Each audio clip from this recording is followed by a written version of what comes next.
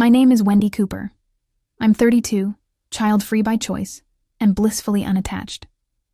I make a comfortable living designing luxury interiors for the wealthy and emotionally vacant. I don't do drama, I don't do chaos, and I certainly don't do family dinners. But last month, against my better judgment, I accepted an invitation from my sister, Vanessa. Now there's a name that tastes like metal in your mouth. We're only a year apart in age, but a galaxy apart in personality. She married her college sweetheart, Brett, the kind of man who looks good in a suit but sounds like a TED Talk you didn't ask for. Together, they have a golden retriever named Bentley, a Pinterest-worthy home, and the smug energy of people who put family values in their Christmas cards. To be clear, Vanessa and I have never been close. Growing up, she was the golden child, the homecoming queen, the overachiever with the passive-aggressive smile. I was the black sheep, the sarcastic one, the disappointment in high heels. Our parents didn't say it out loud, but they didn't need to. Vanessa was the daughter they prayed for. I was the one they got. So why did I accept her invitation? I'd love to say it was out of kindness or curiosity, but honestly, I was bored. And I had a new Chanel coat I wanted someone to be jealous of. Dinner was set at their obnoxiously polished McMansion in the suburbs, the kind of place where the air smells like artisanal candles and broken dreams. Brett greeted me with a firm handshake like we were sealing a business deal. Vanessa offered a tight-lipped smile and air-kissed both of my cheeks like she thought she was in Monaco. Their dining room looked like it belonged in a catalog. Everything was symmetrical. Cold. Perfect. A metaphor, really. We sat down to a 5-course meal that looked like it had been prepared by a chef, and not by Vanessa, who once burned toast in college and blamed the toaster. The guest list included 2 couples from Brett's law firm, one of Vanessa's yoga friends, and a newly divorced dentist who kept staring at my legs like they owed him something. I played nice, smiled, laughed at their mediocre jokes, sipped the wine Vanessa poured me like it wasn't coming from a bottle that cost more than my rent in college. Then, somewhere between the lamb rack and the souffle, things got weird. It started with a headache. Subtle. Creeping. Like someone. Turning a dimmer switch in my skull. My vision blurred. My stomach twisted into a knot. The room felt too warm, too loud. I excused myself and stumbled to the bathroom. The mirror showed me someone else's face. Pale. Clammy. Disoriented. My mascara had started to melt down one cheek. I looked like a sad raccoon in couture. I splashed water on my face, gripped the sink, and tried to breathe. I don't have allergies. I wasn't sick. And I hadn't had enough wine to justify this level of dizziness, which left one option. Someone had slipped something into my drink. I stood there staring at myself, and the realization didn't come with fear. It came with rage. Cold. Focused. Rage. You see, I don't panic. I plan. I returned to the table with a slow, deliberate smile. Vanessa's eyes flicked up, then back to her wine. Brett was laughing at something the dentist said. Everyone else was too buzzed or self-absorbed to notice that I was one sideways blink away from passing out. I didn't touch my glass again. Just toyed with my dessert, nodded, and waited. Dinner eventually ended. Vanessa kissed me goodbye like a snake in pearls. Brett offered to walk me to my car. I declined. My head was still pounding, but the fog was lifting just enough for clarity. Once home, I called my friend Cassie, who works in an ER. She came over, ran a quick test, and confirmed what I already knew. It was something mild. A sedative. Nothing. That would knock me out cold. Just enough to disorient me, make me vulnerable. Enough to make me doubt myself if I didn't know better. I lay in bed that night, staring at the ceiling, replaying every second of that dinner. The timing, the tone, the fake smiles. And then, like a Polaroid developing in slow motion, I saw it. Vanessa, watching me too closely, refilling my wine glass even when I hadn't asked, gently nudging me to try the second pour, hovering just a moment too long when she placed the bottle on the table. She did it. My sister drugged me, and the question wasn't why. The question was, what did she think I would do about it? You see, Vanessa always thought she was smarter than me, More poised, more perfect. But perfection is boring, predictable. It never sees the storm coming. I spent the next day in bed, sipping water and making a plan. I wasn't going to the police. Please, what would I say? My sister tried to roofie me in her restoration hardware dining room? No. I wasn't going to waste my time with legalities. I was going to do something better. I was going to make her regret underestimating me. And I was going to start with the one thing she valued even more than her fake perfect life. Her husband. Brett, he, was the key. He always had this quiet, desperate look when he talked to me. Like he was drowning in perfection and begging someone to notice. And oh, I noticed. I wasn't going to seduce him. That would be too easy. Too cliché. No. I was going to make him want something he could never have again. I was going to make him choose between his fantasy and his reality. But first, I needed to spend some time with Brett. Just the two of us. The thing about men like Brett is that they're easy to read and even easier to play. They want excitement, but only if it comes dressed as discretion. They want chaos, but only if it's clean and complements their ego. And most importantly, they want to feel chosen, special, different, even when they're as dull as dishwater. So, 2 days after the dinner disaster, I texted Brett. Nothing dramatic, just a thank you. Thanks for hosting. Lovely dinner. I'd love to hear more about that travel case you mentioned, the one with the Italian leather stitching. He responded in exactly 4 minutes and 17 seconds. Of course. Would love to. Catch up sometime. Maybe over coffee?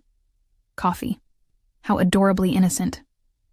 I suggested a quiet cafe on the east side, not one of Vanessa's usual spots. Somewhere slightly upscale, but still obscure enough that we wouldn't run into the Stepford Wives brunch squad. He showed up early.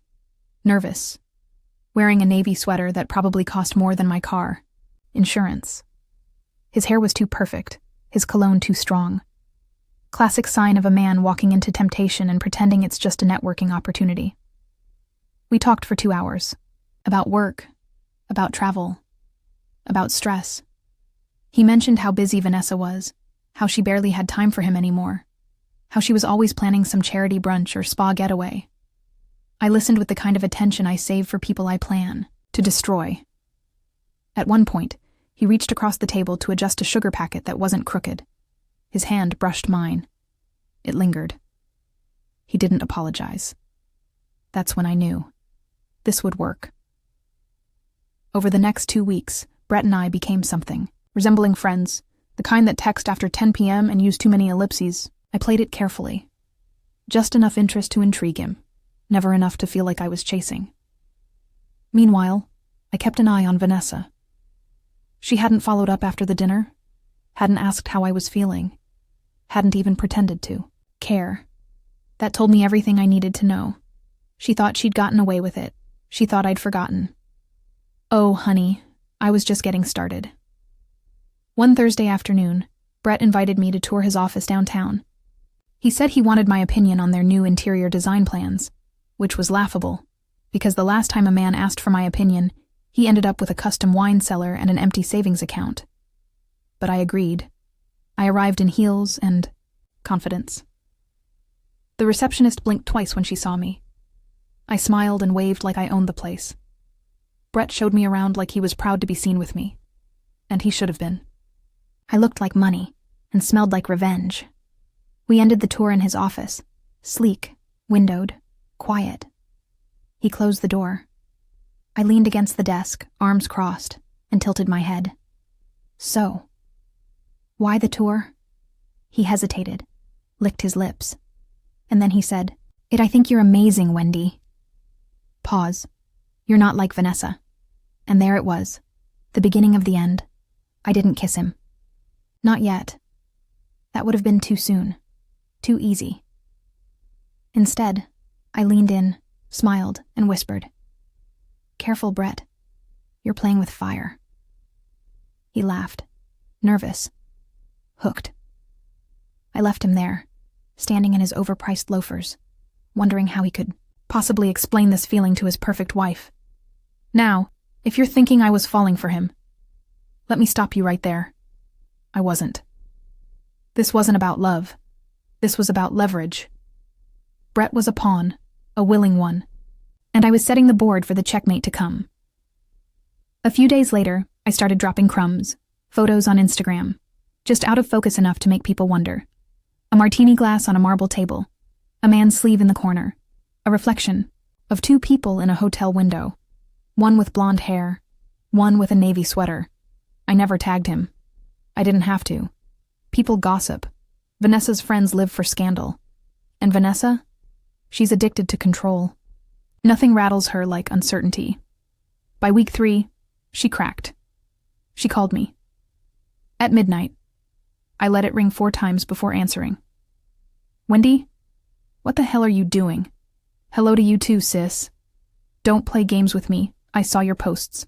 Are you seeing my husband? I paused. Then I said the most dangerous sentence in the English language. Do you really want the truth? Silence.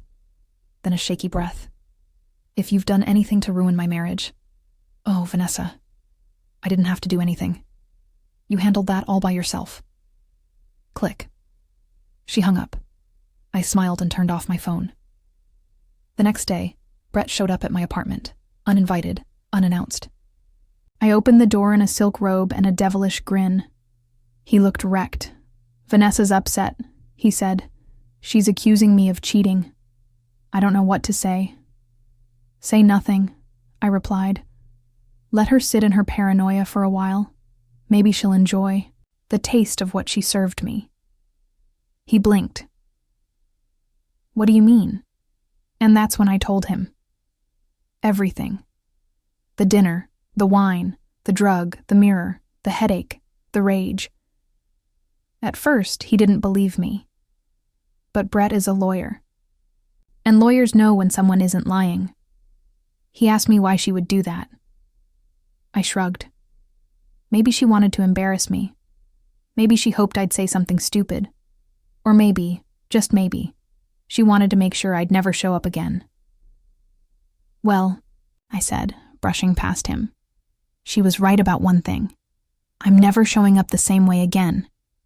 You see, Brett, you and I, we're not having an affair. We're just having a very public misunderstanding. And Vanessa, she's going to lose her mind trying to prove something that never technically happened. He stared at me like he'd never really seen me before. And maybe he hadn't. That's the thing about family. They only see the version of you that fits, their narrative. But now I was rewriting the script. And Vanessa, she was about to realize what happens when you drug a woman who plays chess while you're busy arranging centerpieces. This wasn't about Brett. This was about power, and I had it all. For now. The thing about revenge is, it ages like wine. You don't serve it too early. You let it breathe. You let it steep in silence while your enemies scramble to decode your smile. And right now, Vanessa was drowning in vintage confusion. She called me again. Twice. No voicemail. Just long, bitter silences. On the other end of the missed calls list, a coward's signature. I didn't answer. Why would I? I was busy planning the next course of her 5-star emotional meltdown. You see, the posts had done their job. Her friends were whispering. Her Pilates instructor tagged me by accident on a story captioned, "Some women have no shame." Subtle. Classy. Even better. Brett had become the ghost of his former self, floating through his perfect home like a man who accidentally opened Pandora's box and found out she had great cheekbones.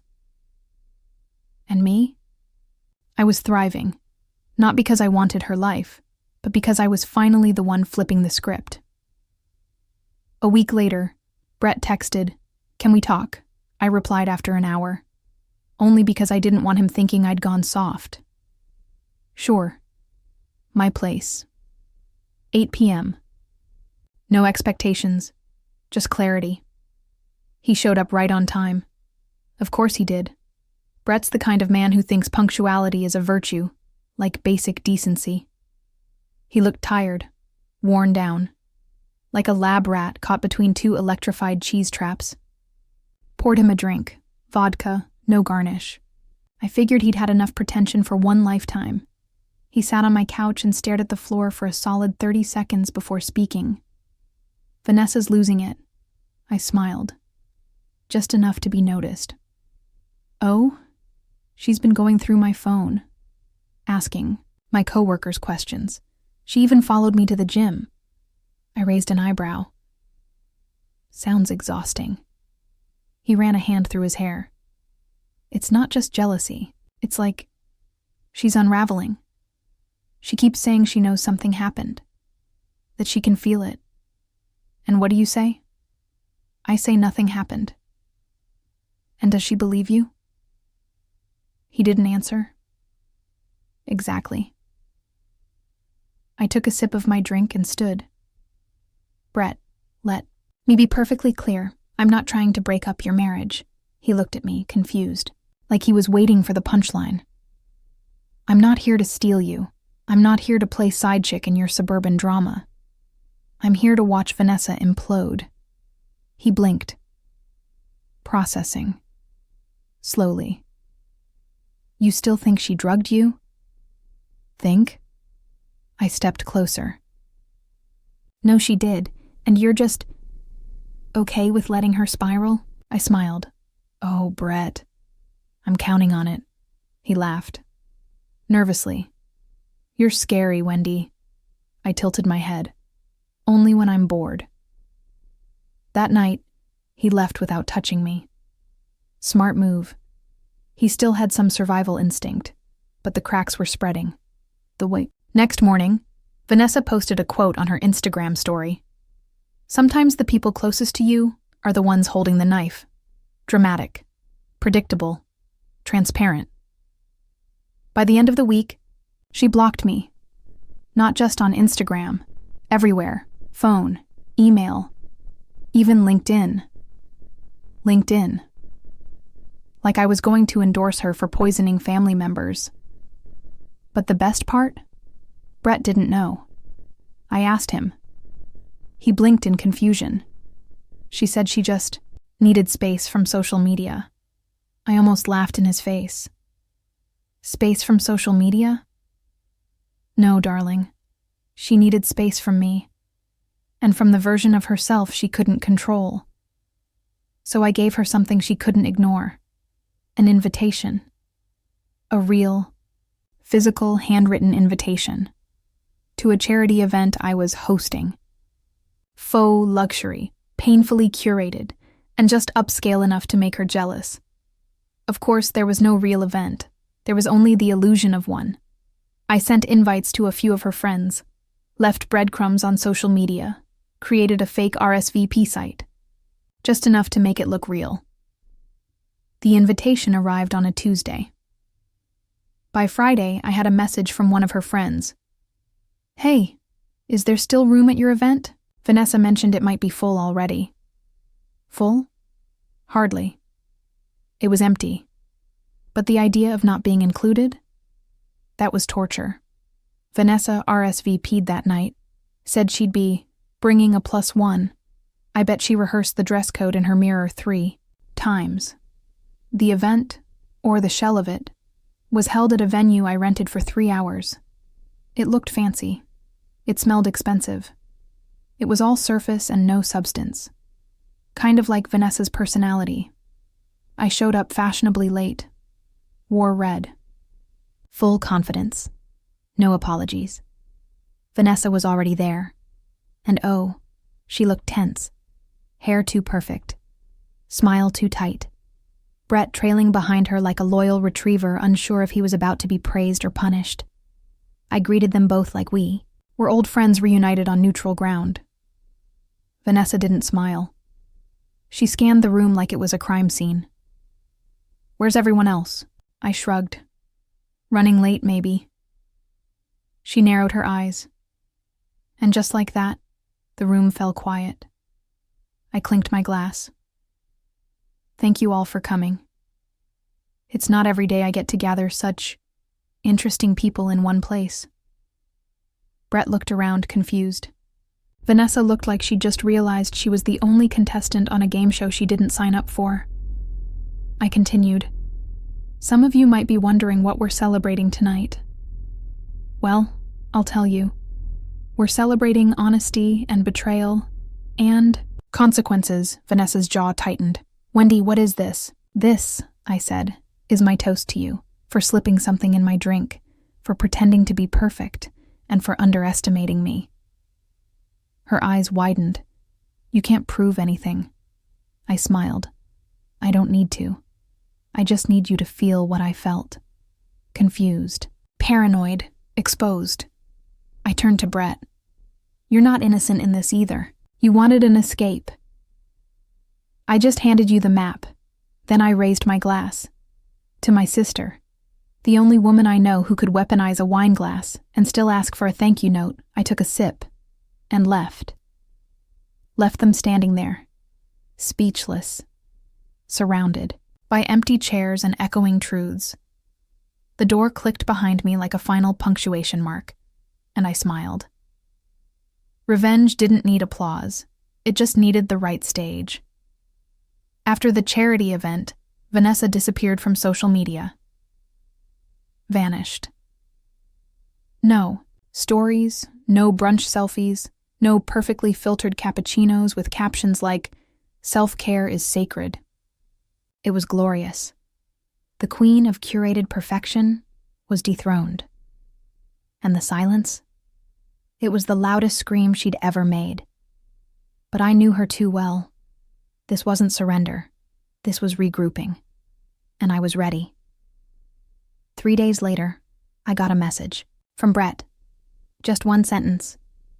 You really lit a fire. No kidding. I left him on red. Let him sit in the ashes. He wasn't the story anymore. He was just evidence. A witness to the unraveling of a woman who once thought herself untouchable. You see, Vanessa spent her whole life controlling narratives. She was a master manipulator, a subtle saboteur. She never yelled, never fought. She poisoned with compliments and stabbed with smiles. But now, she was exposed. People were talking, not loudly, not publicly, but I could feel it. There was a shift. At the grocery store, the cashier didn't call her by name. At the club, the front desk asked for her ID. Twice, and at her precious yoga studio, her class was moved to 6 a.m. unspoken exile. Oh, but the best was yet to come. Because while Vanessa was busy damage controlling her social empire, I was digging. See, I had time, patience, and access to a little thing called Brett's curiosity. He started texting again, this time with more than just guilt. He wanted answers, details. He wanted to know what I really remembered from that night, what I thought Vanessa's motive could have been, why she would do something so drastic. And I told him. I told him everything, slowly, piece by piece, like a bedtime story for adults with too much money and too little conscience. And just like that, he began to doubt her, truly doubt her. Not just the convenient kind of doubt that justifies a wandering eye, the deep kind, the kind that keeps you awake at night, staring at the ceiling, wondering if you married a stranger. It wasn't long before he sent me this. I think she's hiding something. Oh, Brett. She's hiding everything. You just never wanted to look. Then came the bombshell. He called me. Voice trembling. I found a second phone in her car. I nearly dropped my glass. Go on. It was hidden under the seat. No case, just sitting there. She said it was for emergencies. And you believe that? No, I didn't. So I checked it, and messages to someone named J Nothing Explicit. But weird. Weird how? He hesitated. Like, too familiar. My lips curled. Brett, darling, I think you just found the key to the kingdom. Or rather, the wrecking ball. Because now it wasn't just me versus Vanessa. It was her own husband starting to peel the mask off her flawless little face. I asked for screenshots. He sent them. I forwarded them to a tech-savvy friend of mine who owed me a favor. And within 2 hours we had a name. Jasper. Not just a name. A contractor. One Vanessa had hired 6 months earlier to redo their backyard patio. I'll give her credit. She had taste. Jasper was objectively hot. Tattooed forearms. Rugged. The kind of man who could break down a wall or build a secret one, depending on how he was feeling. And, based on the texts, they'd been doing both. It all lined up. The secret phone, the sudden girls' weekends, the endless cash withdrawals Vanessa claimed were for home decor expenses. This woman had been playing a whole other game behind the scenes while trying to keep me in check with a spiked wine glass and a fake smile. The audacity. So I did what any good sister would do. I sent Brett everything, all of it. And then I sent Vanessa one text. Hope the patio was worth it. She didn't reply. She called. 5 times. I ignored every ring. Let her stew. Let her unravel. Let her try to explain how Jasper was just helping her choose outdoor furniture at midnight. Facts. Next morning, Brett moved into a hotel. That evening, he filed for separation. And by the weekend, the bomb dropped. Vanessa went .public. She posted a 10-slide carousel on Instagram titled, "To Everyone Asking." It was filled with half-truths, soft-focus selfies, and a carefully crafted monologue about betrayal, growth, and the pain of being misunderstood. She even threw in the word narcissist. Classic. Her followers ate it up. For about 10 minutes, until the screenshots leaked. Not from me. I would never be that obvious. But Brett? Brett was tired of being the fool. He shared the messages, anonymously in a subreddit for spouses dealing with infidelity. It went viral. Of course it did. Vanessa's followers turned on her faster than she could filter her tears. She disabled comments, then deleted the post. Then, silence. And just like that, the queen was dethroned. Not with a scandal, but with the truth. And the beautiful part? I never had to touch her. I just gave her enough rope, and she built the gallows herself. I sat back, watched it all burn from the comfort of my velvet couch, sipping a glass of wine that, this time, I poured myself. No surprises, no bitter aftertaste, just victory, smooth and sweet. And while Vanessa scrambled to pick up the shards of her perfect life, I started making moves. New job offer, new city, new chapter. Not because I needed to escape, but because I'd already won, and staying would have been overkill. You don't gloat after checkmate. You simply tip your king and walk away. I left. Town on a Tuesday. No big announcement. No drama. No goodbyes. Just packed a single suitcase, fed my houseplants, and walked out the door like it was any other errand.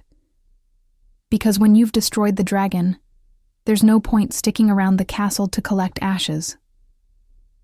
I moved into a loft in a city where no one knew me as Vanessa's sister. No whispers behind Pilates mats. No fake smiles at family functions. No wondering whether someone was smiling at me or counting the knives in the drawer. Just peace. Delicious, golden, earned peace. But don't worry, I didn't disappear completely. I watched. I always watch. You see, once you pull the strings, it's hard to stop listening for the marionette's feet fumbling to the floor. And oh, Vanessa was fumbling. The social media break lasted all of 2 weeks before she returned with a rebrand. She was now a wellness coach. Wellness. Let that sink in. The woman who drugged her own sister and cheated on her husband with the pool contractor was suddenly lighting candles and preaching about healing your inner child. I nearly choked on my wine. She started posting videos from her sunroom, wearing loose white linen, hair in a bun so tight it looked like a cry for help. Her captions were something else. Forgiveness is not about the other person. It's about releasing yourself from the pain they caused. Ironic, considering she caused it. Every post was a veiled jab, a whispered rewrite of the story, where she painted herself as the phoenix rising from ashes she personally set on fire. People started commenting again, some cheering her on, others not buying it. She deleted the ones that didn't fit the narrative. Classic Vanessa. And Brett? Oh, Brett was living his best post-divorce life. Got a dog, started hiking, posted a photo of himself smiling by a waterfall, with the caption, "Freedom tastes like cold air and clean conscience." Subtle. I approved. He reached out to me once. Just once. Said thank you. Nothing else. No flirty follow-up. No apology for the part he played in all of this. Just, thank you. I screenshotted it and filed it under too little too late. Meanwhile, Jasper, oh, poor Jasper, got thrown under the bus faster than you can say backup burner phone. Apparently, Vanessa accused him of blackmail. Publicly, said he manipulated her. Took advantage of her fragile mental state, he clapped back in the comments. Posted a video with receipts. Literal receipts. Hotel bills, messages, voice memos. Turns out Jasper wasn't just a fling. He was leverage, a guy who knew way too much and had nothing to lose. Her little house of lies. Caved in faster than she could hit block. And that, my dear listener, is when I knew. It was time. Time to end the game. Time to serve dessert. Because I wasn't done. Not quite. I had one last course planned. A little something sweet and poetic. I returned home for exactly one night. No one knew. I didn't check in with anyone. Didn't visit old haunts. I came in, did what I came to do, and left. Like a shadow. You see, Vanessa had a new wellness workshop scheduled at a downtown boutique spa. Rising from wreckage, a guided meditation. And cleansing ceremony. The name alone made me laugh so hard I nearly dropped my laptop. Tickets, $85 per person. BIO yoga mat. I RSVP'd under a fake name. Gina Thompson. Even made a burner email, paid in cash at the door. She didn't recognize me. I wore a scarf, sunglasses, and the kind of floral maxi dress that screamed crystals in my purse. There were 7 other women in the room, all breathing heavily and humming into bowls of dirt or whatever nonsense Vanessa was pushing that week. She stood at the front like a cult leader with a Pinterest board, calm, radiant, completely unaware that her past had just walked in barefoot with lavender oil behind her ears. She started the session with a speech, all about releasing the toxic energy of betrayal. I bit the inside of my cheek to keep from snorting. She passed around cups of tea. Herbal. Naturally. Something she said was infused with intentions. Cute. I didn't drink it. I just stared at her over the rim of my cup. She met my gaze for the first time halfway through the session. Her smile faltered. Something in her twitched. She couldn't place me, but she felt it. The chill in the room. The ghost of consequences. She turned back to her circle, voice wavering just a little as she guided everyone through a release chant. I didn't chant. I just sat. Perfectly still. A storm in disguise.